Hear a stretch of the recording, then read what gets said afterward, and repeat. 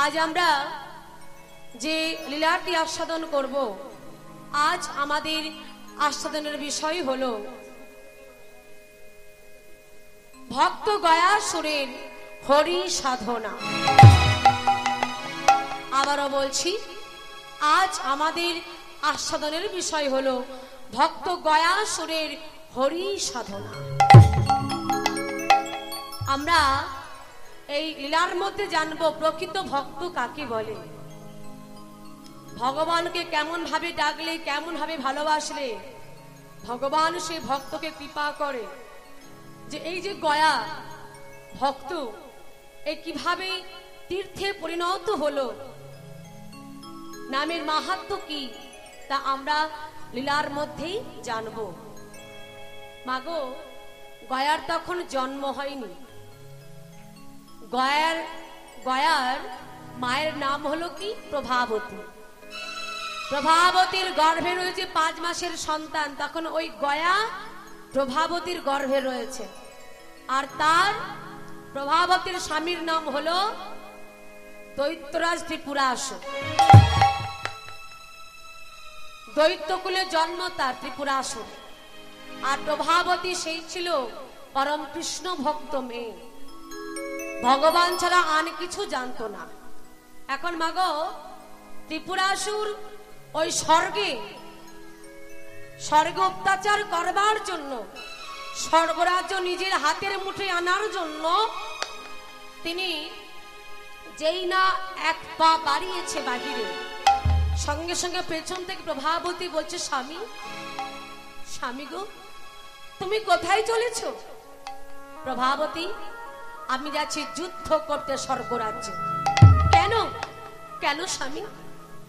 ওরা ভালো জায়গায় থাকবি আর আমরা মন্দ জায়গায় থাকবো, তা আমি কখনো হতে দেব না। আমি স্বর্গরাজ্য দখল করব, আমি সকল দেব দেবীদের ওখান থেকে বার করে দেব। আমি স্বর্গরাজ্য নিজের হাতের মুঠোয় আনতে চাই। প্রভাবতী বলছে, স্বামী গো, দেখো তুমি একা একজন, আর ওরা হলো 33 কোটি দেব দেবী। দেখো স্বামী, খেলার মাঠে নামলে এক পক্ষ হারি, আবার এক পক্ষ জয়ী হয়। আস্তে আস্তে বাবা, এত কথা হচ্ছে কেন? কি হয়েছে গো? বলছে খেলার মাঠে নামলে এক পক্ষ হারি, আবার এক পক্ষ জয়ী হয়। তাই স্বামী গো, আমি তোমাকে বলছি, তুমি একা একজন, আর ওরা হলো 33 কোটি দেব দেবী, তুমি কি ওদের সঙ্গে পারবি? তাই স্বামী, আমি তোমায় কি বলি শোনো, তুমি এখনই যেও না। দেখো, ওখানে গেলে যদি তোমার কিছু একটা হয়ে যায়, তাহলে আমার কি হবে? শুধু আমার না, আমার গর্ভে রয়েছে 5 মাসের সন্তান, ওর কি হবে? তুমি ছাড়া যে জগতে আমার আর কেউ নেই স্বামী। তাই স্বামী, তোমায় বারবার বলছি, তুমি যেও না, এখন যেও না, পরে যেও। আমাদের সন্তানটা হোক, তারপর তার নামকরণ করো, তারপর না হয় তুমি যেও। দেখুন মা, যে কথা শুনি তাকে একবার বললেই সে শুনে যায়, আর যে শুনে না এবং বোঝে না, তাকে শত শতবার বললেও সে শুনবে না এবং বুঝবে না।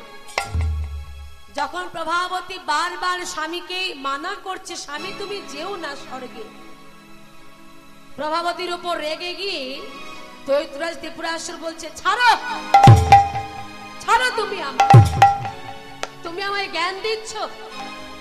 তুমি আমায় বলবে, তারপর আমি যাব, না বলে ঘরে বসে থাকবো? ছাড়ো, ছাড়ো তুমি আমায়। স্বামী, তোমার চরণ ধরে বলছি, তুমি যেও না স্বামী, যেও না।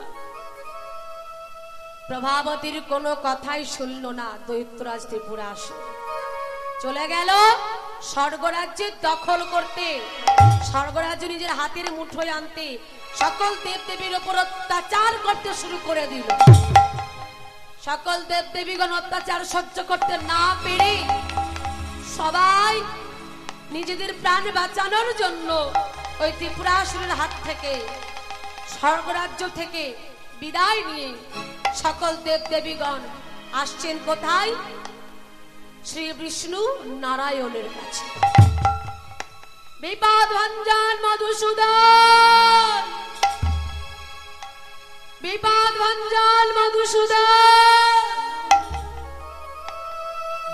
বাবা, ক্ষীরোদ সাগরের কূলে একজন ওই সাপের উপর শুয়ে থাকে 4 হাতের একটি মানুষ, আর মা লক্ষ্মী তার পদ সেবা করে। তিনি কি? তিনি হলেন শ্রী বিষ্ণু নারায়ণ। নারায়ণকে ডাকছে, সকল দেব দেবীগণ প্রাণের ভয়ে ছুটতে ছুটতে আসছে। প্রভু বিপদ ভঞ্জন সংকট মোচন মনিরাম রঞ্জন মুরারি জাগো জাগো জাগো জাগো জাগো গে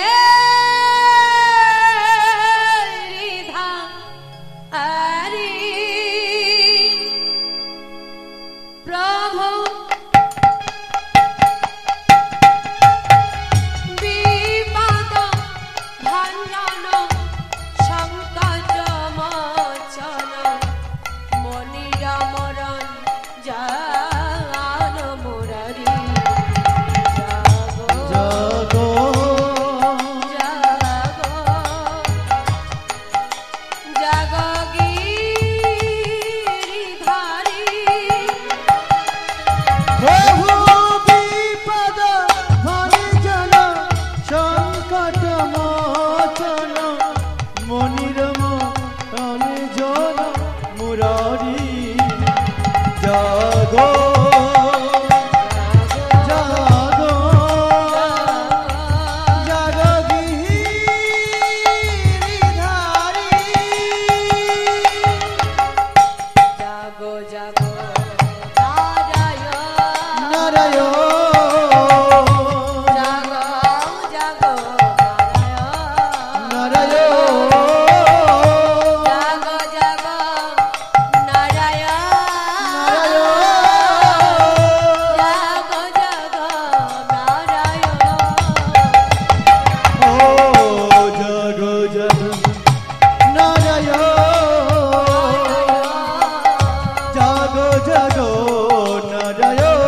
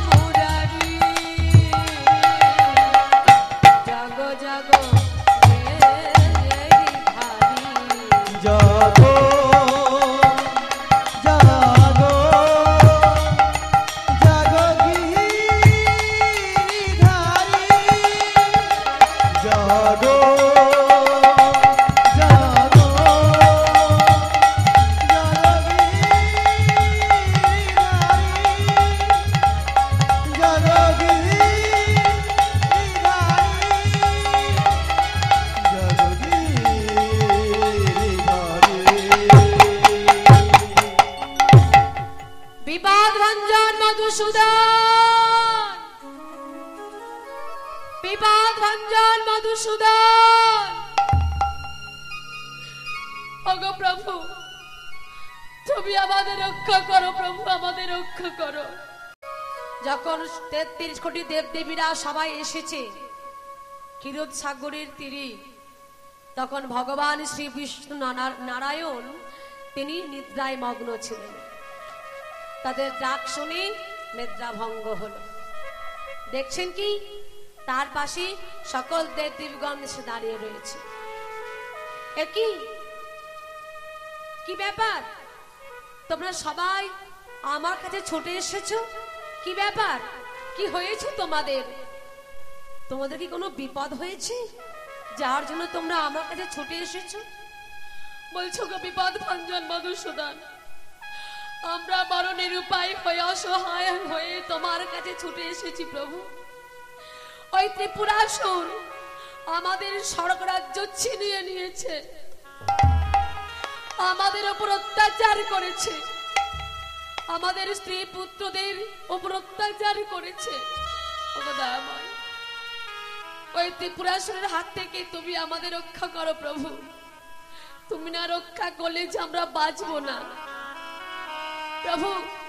ওই ত্রিপুরাসুর এত অত্যাচার করছে, ওর ধ্বংসের প্রয়োজন আছে, ওর মৃত্যু দেয়া হোক, না হলে আমাদের স্বর্গরাজ্যে কোনোদিন শান্তি ফিরবে না।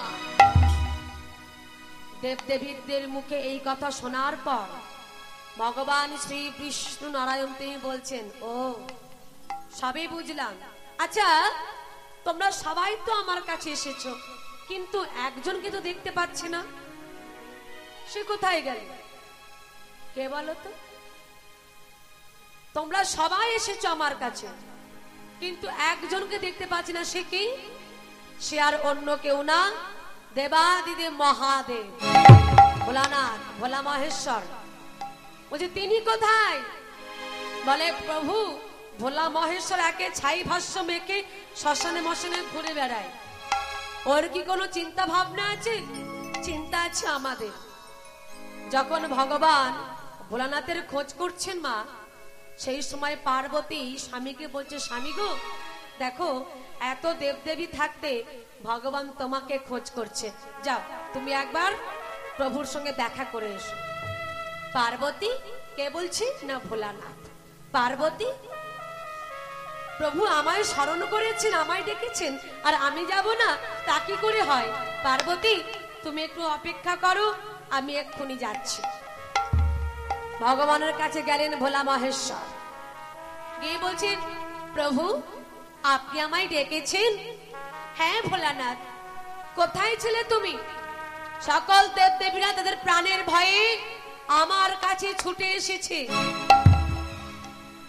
আমার কাছে ছুটে এসেছে বিপদের সময়, আর সবাই এসেছে, তুমি কেন আসনি? দেখো, ওই ত্রিপুরাসুর ওদের উপর অত্যাচার করেছে, স্বর্গে দখল করেছে। যখনই ত্রিপুরাসুরের কথা বলেছে, ভোলানাথ বলছে, ও প্রভু, ত্রিপুরাসুর, ওই ত্রিপুরাসুর শুধু এদের উপর কেন, আমার উপরও অত্যাচার করেছে। মানে প্রভু দেখো, আমি তো একে ছাই ভাষ্য মেখে বসে থাকি, শ্মশানে মশানে ঘুরে বেড়াই, তবে আমার কোনো চিন্তা ভাবনা নেই।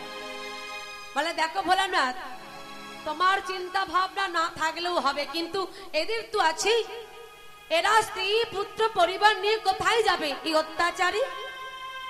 তাই বলি কি ভোলানাথ, তোমাকে একটা দায়িত্ব নিতে হবে। কি দায়িত্ব প্রভু? না শোনো, তোমাকে দায়িত্ব নিতে হবে, ওই ত্রিপুরাসুরকে বধ করতে হবে। তোমাকে আমি এটা পূর্ণ দায়িত্ব দেব, তুমি পারবে তো? যখনই বলেছে এই কথা শোনার পর ভোলানাথ বলছে, প্রভু এত ভক্ত থাকতে তুমি আমার উপর দায়িত্ব দিলে, তোমার এত দেবদেবীগণ থাকতে আমার উপর দায়িত্ব দিলে প্রভু। বলে দেখো ভোলানাথ, যে দায়িত্ব নেয় তাকে দায়িত্ব দিতে ভালো লাগে, আর যে দায়িত্ব নেয় না, দায়িত্ব এড়িয়ে যায়, তাকে কি দায়িত্ব দিতে ভালো লাগে বলো? বলে প্রভু আমি দায়িত্ব নিয়েছিলাম। বলছে হ্যাঁ, ভালো করে কথাগুলো মন দিয়ে শুনুন। যেদিন সমুদ্র মন্থন হয়েছিল, সমুদ্র মন্থনের সময় যা যা কিছু উঠলো, ভালো ভালো জিনিসগুলো নিয়ে চলে গেল সকল দেবদেবীগণ। তারপর মাগো ওই যে বিষটা উঠেছিল, বিষ, ওই বিষটা কে নিয়েছিল? হ্যাঁ, ভোলা মহেশ্বর। তিনি কি খেয়ে নিয়েছিলেন? হ্যাঁ, কণ্ঠে রেখেছিলেন তো। তো তিনি বিষটা খাননি, পান করেননি, কণ্ঠে রেখেছিলেন বলে তার নাম হলো কি নীলকণ্ঠ। একদিন ভগবান ভোলানাথকে বলছে, আচ্ছা ভোলানাথ, তুমি হলে পরম বৈষ্ণব, তো তুমি যে এই তোমার কণ্ঠে বিষটা রেখেছো বলি তোমার কি যন্ত্রণা হচ্ছে না? তোমার কি কষ্ট হচ্ছে না? ভোলানাথ বলছে, প্রভু গো, কষ্ট আবার হবে না, যন্ত্রণা হবে না, তুমি যে কি বলো। আচ্ছা ভোলানাথ, তুমি তো বিষটা গলায় না রেখে, মানে কণ্ঠে না রেখে তুমি তো বাইরে ফেলে দিতে পারতে, তাহলে তোমার কষ্ট নিবারণ হয়ে যেত। ভোলানাথ বলছে, প্রভু গো, আমি যখন বিষটা নিলাম আমি খেতে পারলাম না, আমার কণ্ঠে রাখলাম। কেন? যাতে যে জগৎটাকে সৃষ্টি করবার জন্য তুমি বিভিন্ন বহু রকমের রূপ ধরেছো, হ্যাঁ, এই জগৎটাকে সৃষ্টি করবার জন্য। বলো তো প্রভু, যদি আমার এই কণ্ঠ থেকে আমি এই বিষটা বাহির করে দিই, ফেলে দিই ধরনীর মাটিতে, তাহলে কি হবে? তুমি এই কত কষ্ট করে জগৎটাকে সৃষ্টি করেছো। এই পৃথিবীতে রয়েছে গোয়াল ভর্তি গরু, মাঠ ভর্তি ধান, পুকুর ভর্তি মাছ। দয়াময়, এই জগৎটাকে সৃষ্টি করবার জন্য তুমি কি না করেছো, কিন্তু তোমার এই তৈরি করা ধরনীর বুকে যদি আমি এই বিষটা ফেলে দিতাম, তাহলে কি হতো প্রভু? এই বিষের তেজে সব কিছু ধ্বংস হয়ে যেত। তাই প্রভু, এই বিষটা আমি ফেলতে পারবো না। ও ভোলানাথ, বুঝলাম, আমি এই পৃথিবীটাকে সৃষ্টি করেছি বলি তাই তুমি এই ধরনের বুকে এই বিষটা ফেলে দিতে পারলে না। আচ্ছা, ফেলতে পারোনি ঠিক আছে, তুমি তো খেয়ে নিতে পারতে। বলে, প্রভু দেখো, আমি তো মনে মনে ভেবেছিলাম বিষটা খেয়ে নেব, তাও পারলাম না। বলে, তুমি তাও পারলে না? না প্রভু। কেন জানো? বলো তো প্রভু। যাকে হৃদয় মাঝে ভালোবেসে বসিয়ে রাখা যায়, বলো না প্রভু, তার মুখে কি বিষ দেওয়া যায়?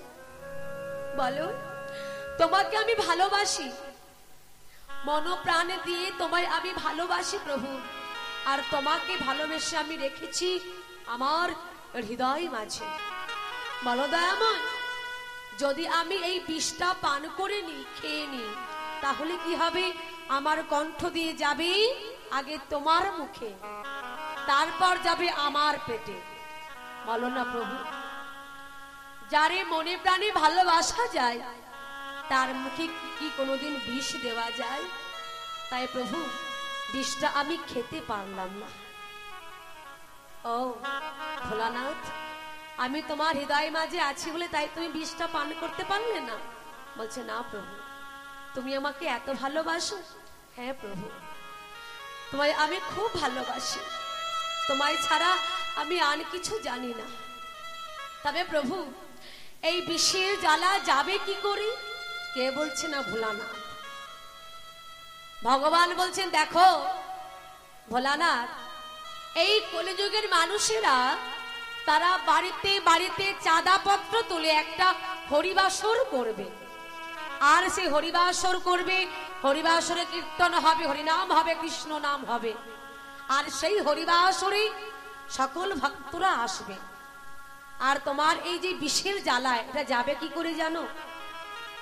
যদি কোন ভক্ত ওই হরিবাসরের ধুলায় একবার গড়াগড়ি দিয়ে হা গৌর তোমার হলাম বলে একবার যদি কেউ ডাকে, শুধু তার বিষের জ্বালা কেন, জীবনের সংসারের যত দুঃখ কষ্ট জ্বালা যন্ত্রণা সর্বস্ব দূরীভূত হয়ে যায়। তাই আজ ভোলানাথকে ভগবান শ্রী বিষ্ণু নারায়ণ তিনি বলছেন, ভোলানাথ, তাই আমি তোমাকে দায়িত্ব দিলাম, তোমাকে ত্রিপুরাসুরকে বধ করে আসতে হবে। যাও, তুমি ওকে বধ করে এসো। ওকে না বধ করলে স্বর্গে কোনোদিন শান্তি ফিরবে না। যখনই বলেছেন এই কথা, ভোলানাথ তিনি কি করলেন, ষষ্ঠাঙ্গের প্রণিপাত করে ভগবানের নামটা বদলে লয়ে চলেছেন। কেমন ভাবে? ত্রিপুরাসুরকে বধ করতে। একবার কৃষ্ণ কৃষ্ণ বলে মুখে,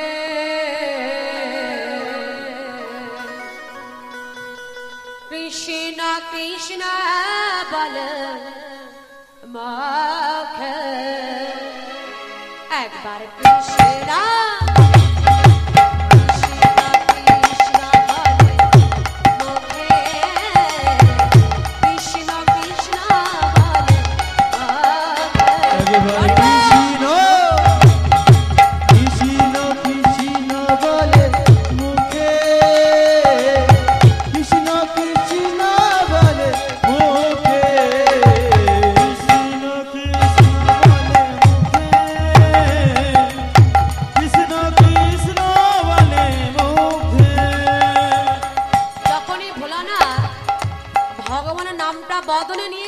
সঙ্গে সঙ্গে ভুলে গেছে যে উদ্দেশ্যে ভগবান তাকে পাঠিয়েছিল ত্রিপুরাসুরকে মারবার জন্য, সে কথাটাই ভুলে গেছে। হ্যাঁ, একবার কৃষ্ণ কৃষ্ণ বলে মুখে, কৃষ্ণ কৃষ্ণ বলে মুখে, একবার কৃষ্ণ কৃষ্ণ কৃষ্ণ বলে মুখে, কৃষ্ণ কৃষ্ণ বলে মুখে, কৃষ্ণ কৃষ্ণ কৃষ্ণ বলে মুখে,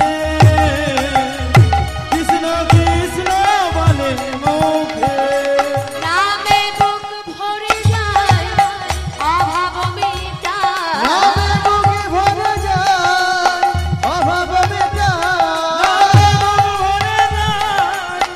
অভাব মেটায়, নামে বুকে ভরে যায় অভাব মেটায়, স্বভাবে জাগায় মহা ও কৃষ্ণ কৃষ্ণ কৃষ্ণ বলে মুখে, কৃষ্ণ কৃষ্ণ বলে মুখে, কৃষ্ণ কৃষ্ণ বলে মুখে, কৃষ্ণ কৃষ্ণ বলে মুখে, বন্ধ কর, কৃষ্ণ বলে মুখে, নাম বন্ধ কর।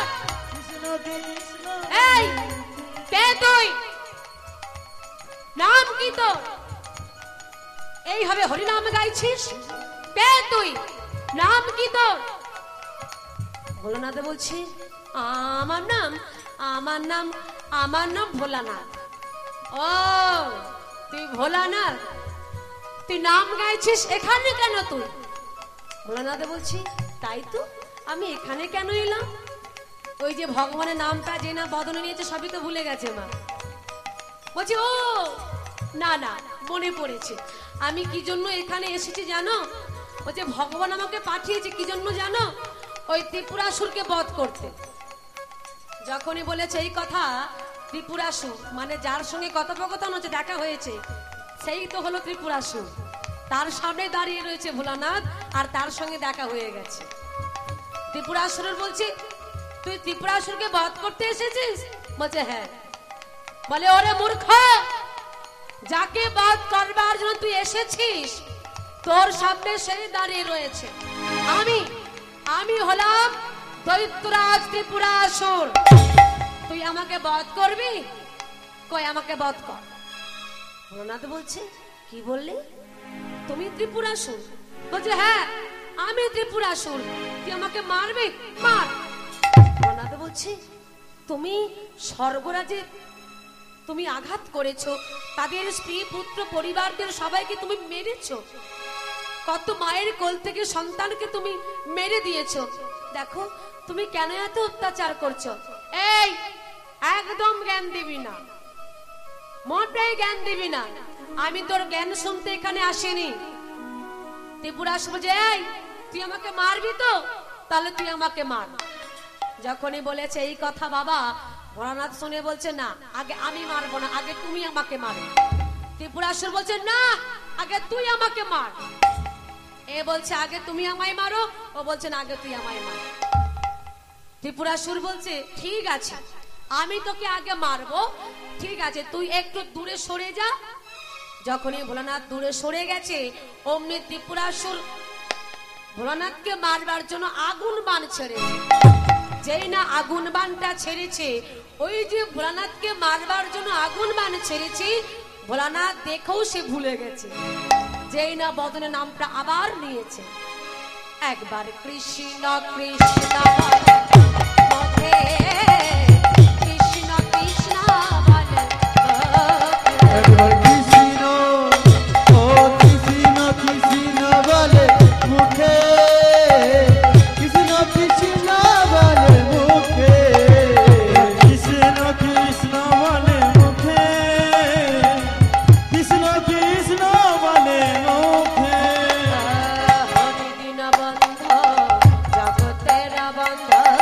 হরি দিন বন্ধ জগতের বনে ধো, হরি দিন বন্ধ জগতের বন্ধ, হরি দিন বন্ধ জগতের বন্ধ, ও হরি দিন বনে ধো জগতের বনে ধো, জীবের করুণা মেলে লোকে, ও হরি দিন বনে ধো জগতের বনে ধো, জীবের করুণা মেলে লোকে, হরি দিন বন্ধ জগতের বন্ধ, জীবের করুণা মেলে লোকে।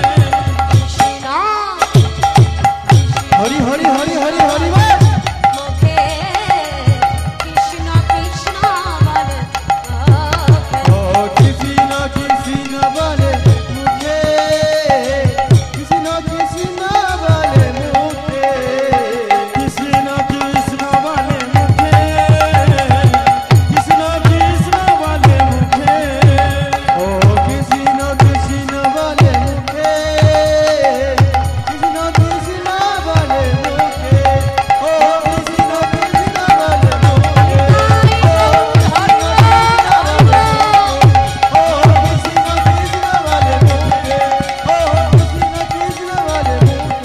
ও কৃষ্ণ কৃষ্ণ বলে মুখে, ত্রিপুরাসুর যখন আগুন বাণটা ছেড়েছে, ভোলানাথ নয়ন বন্ধ করে এক মনে নাম গাইছে। সে তো আর জানে না, ভুলে গেছে।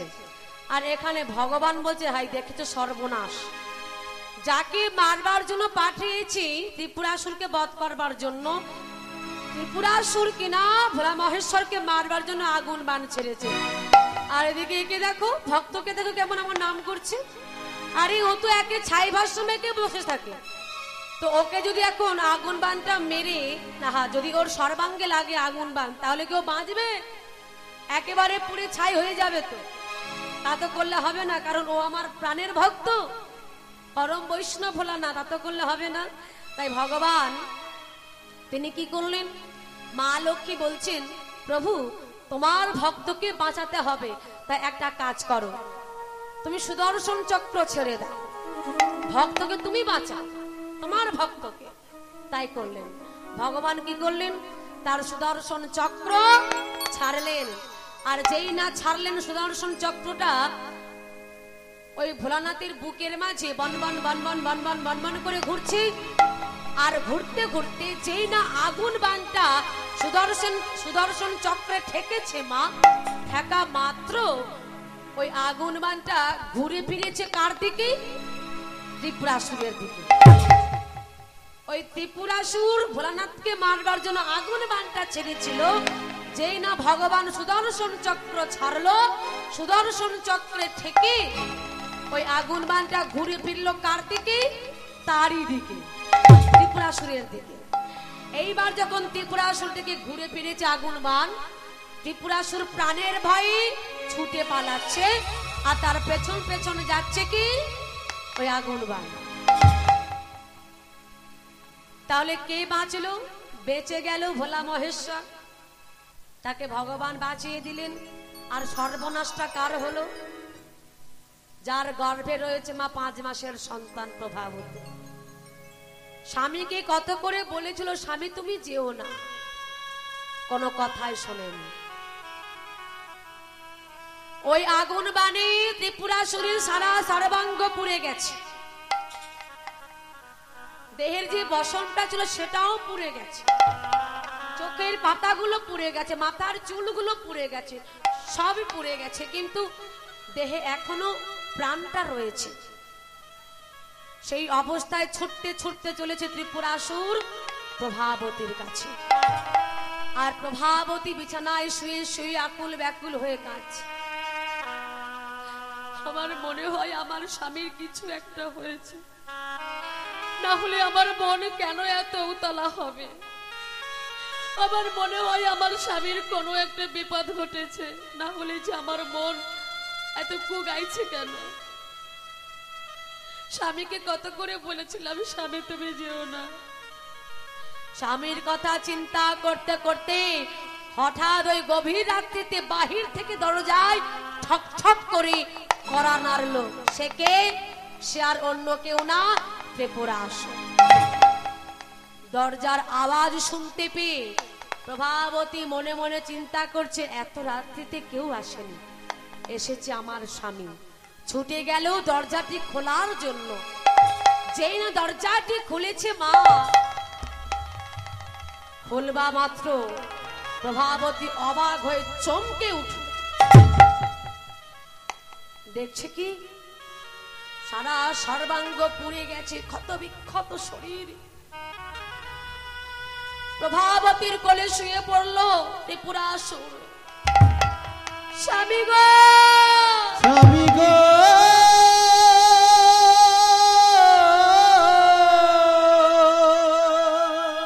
স্বামী, স্বামী, স্বামী গো, আমার স্বামী গো।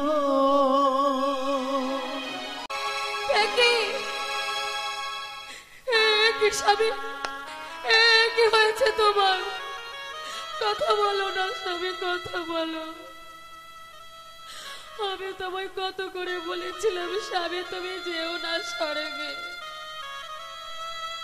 তুমি যে আমার কোনো কথাই শোনোনি স্বামী।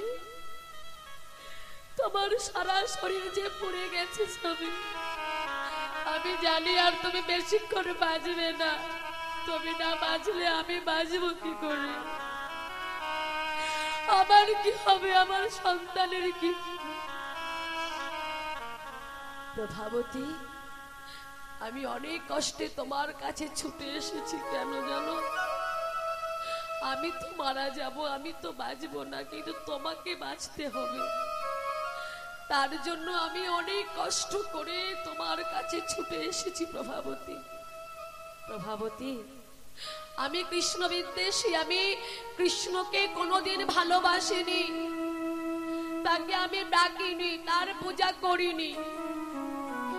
আমি কৃষ্ণকে ভালোবাসিনি বলে, তার সেবা পূজা করতাম না বলে তুমি গোপনে ভগবানের সেবা করতে, তার নাম করতে। তুমি হলে কৃষ্ণ ভক্তি মেয়ে।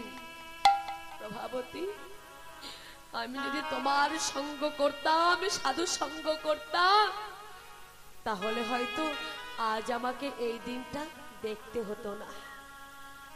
আমি করতাম যদি সাধু সঙ্গ, হরি রাখে দয়ামায় ভালো। আমি করতাম যদি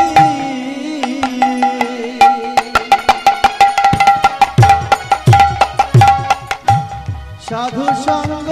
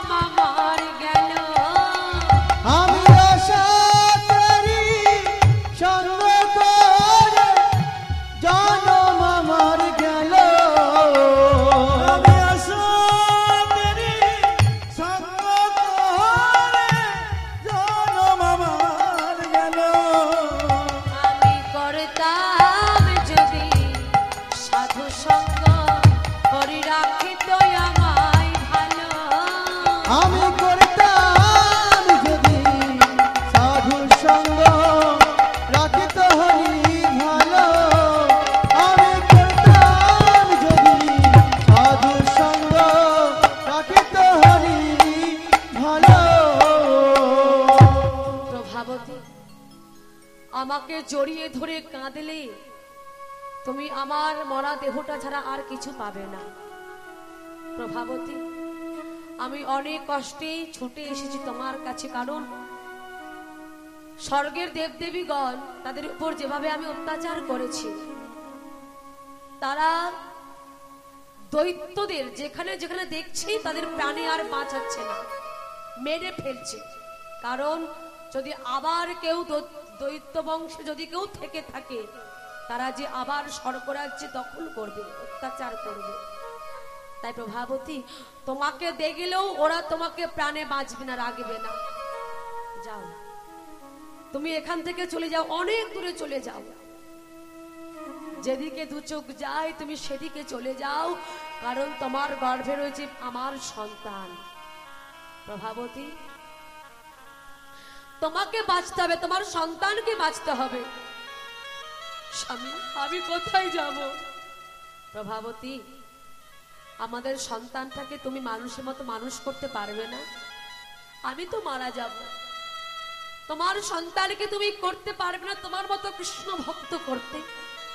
প্রভাবতী, তুমি কোনোদিন আমাদের সন্তানকে বলো না যে তোর বাবা ছিল একজন দৈত্য বংশের মানুষ। বলো না প্রভাবতী, কোনোদিন বলো না। যাও প্রভাবতী, তুমি আর বিলম্ব করো না, চলে যাও তুমি। এই কথা বলার পর ত্রিপুরাসুরের প্রাণ পাখিটা উড়ে চলে গেল। স্বামী গো, স্বামী গো,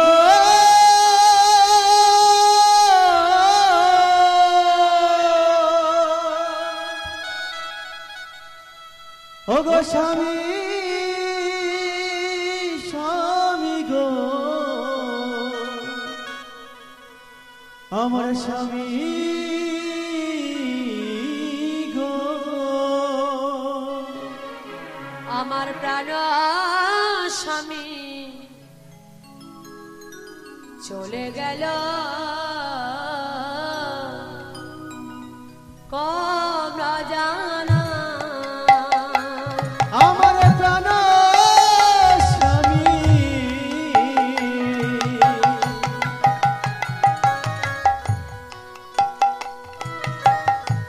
চলে গেল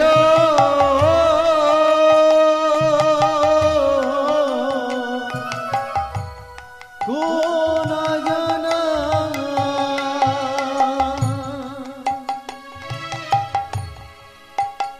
আমার প্রাণ স্বামী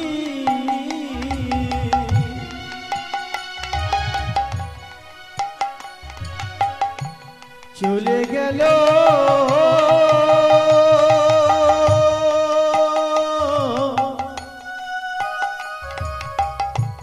কোন জানা। আমি ভাবিনি কোনদিন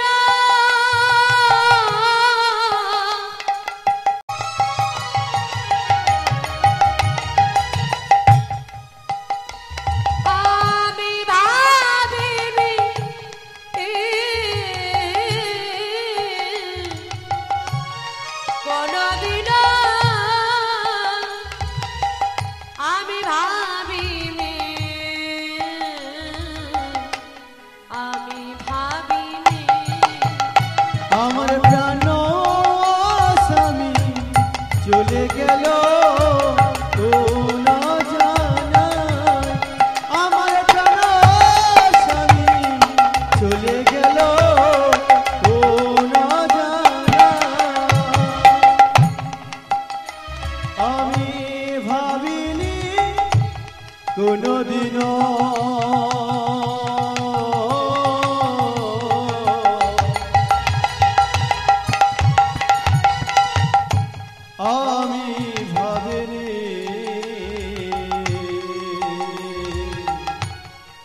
কোনদিন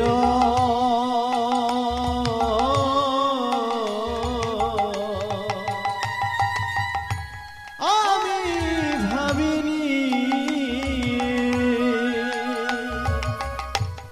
আমি ভাবিনি আমার প্রাণ স্বামী চলে গেল কোন জানা আমার প্রাণ স্বামী চলে গেল কোন জানা আমার প্রাণ স্বামী চলে গেল